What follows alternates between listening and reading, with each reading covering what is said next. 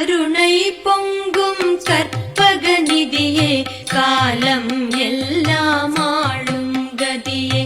உருவவிந்தையே உலகின் நாதியே பொய்யார வடிவாய் அசையும் அழகே கருணை பொங்கும் கற்பக நிதியே காலம் எல்லாம் ஆளும் கதியே உருவவிந்தையே உலகின் நாதியே பொய்யார வடிவாய் அசையும் அழகே